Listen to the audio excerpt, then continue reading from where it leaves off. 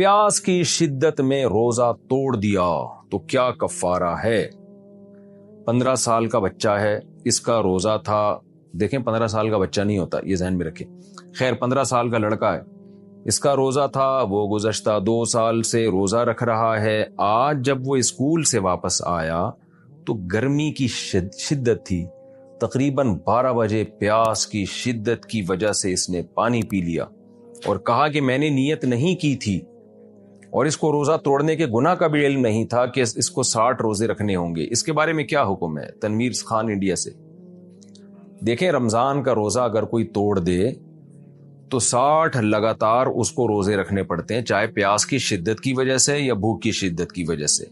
हाँ, बीमार होने का खतरा हो फिर तोड़ दिया तो कफारा नहीं है, लेकिन शिद्दत तो रोजे का एक लाजमी जुज़्व है। किसी को रोजा कम लगता है, किसी को ज्यादा लगता है।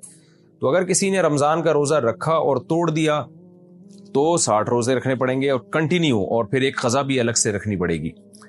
तो आपके जो भी है, ये लड़का है, आपका बेटा है या जो भी है, जनाब तनवीर साहब, तो इसने जो ये कहा है ना कि मेरी नियत नहीं थी, तो क्या मतलब रोजा तोड़ने की नियत नहीं थी? तो इससे तो कोई फर्क नहीं पड़ता।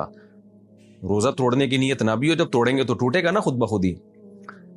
और अगर इनका मकसद ये कि मैंने रोजे की नियत ही नहीं की थी 12 बजे तक, तो देखें रमजान में ना जब आप सुबह सहरी में उठे, सहरी की, तो ये नियत ही के कायम मकाम होता है, ये इसकी अलामत होती है कि आपकी नियत है। तो अगर रमजान में कोई प्रॉपर ये नियत करता है ना कि मेरी नियत नहीं है, तो फिर तो ये समझा जाएगा कि रोजा नहीं है, वरना तो रोजे की नियत तो होती है मुसलमानों की, सुबह उठना इसकी अलामत है कि रोजा था इसका। तो अगर वाकई इसने नियत नहीं की थी, यानी इसका इरादा था कि आज मेरा रोजा नहीं है और कंफ्यूज था कि मैं आज रोजा रखूं या नहीं रखूं, 12 बजे इसको ख्याल हुआ कि नहीं रखता आज मैं, तो फिर तो ये रोजा नहीं होगा।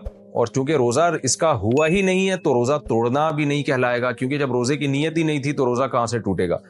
लेकिन अगर सुबह इन्होंने सहरी की इस नियत के साथ कि जैसे आज सबका रोजा है, मेरा भी रोजा है, और फिर 12 बजे ये कह रहे हैं मेरी नियत नहीं थी, तो फिर इसका एतबार नहीं होगा। एक दफा जब नियत करके कंटिन्यू रोजा शुरू कर दें तो फिर नियत तब्दील करने का आपके पास हक नहीं है।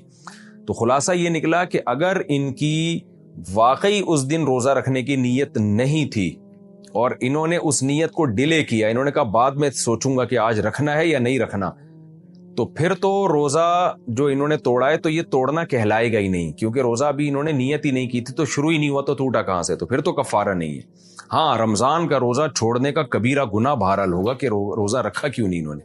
लेकिन अगर ये प्रॉपर नियत सुबह होती है जैसे आमतौर पर, इसी तरह ये नॉर्मली नियत इनकी भी थी और रोजा रख लिया था, फिर बाद में अगर ये तोड़ते हैं तो फिर इस लफ्ज का एतबार नहीं कि मेरी नियत नहीं थी।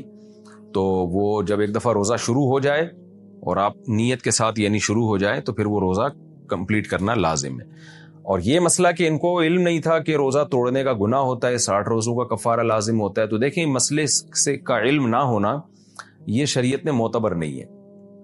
एक आदमी खड़े खड़े बीवी को 3 दफा तलाक कह देता है और कहता है मुझे पता ही नहीं था कि 3 तलाकों से तलाक हो जाती है। तो भैया आपको पता होना चाहिए ना, आप जब मुस्लिम घराने में पैदा हुए हैं, आप दारुल इस्लाम में रहते हैं, तो आपको ये पता होना चाहिए। या ऐसी जगह पे रहते हैं जहां मुसलमान रहते हैं, तो आपको ये पहले से सीखना चाहिए कि निकाह कैसे होता है, तलाक कैसे होती है, नमाज टूटती कैसे। एक आदमी नमाज पढ़ रहा है और नमाज में वो बैतुल खला से घूम के आ गया और फिर वहीं से खड़ा हो गया, वहीं पे जहां से छोड़ी थी कंटिन्यू की। अब उसको कह रहे हैं भाई नमाज टूट जाती, कह रहे हो मुझे तो पता ही नहीं था ऐसे नमाज टूट जाती है। तो इल्म ना होना, जहालत होना, शरी मसले से इल्म ना होना, ये कोई शरी उज़र नहीं है।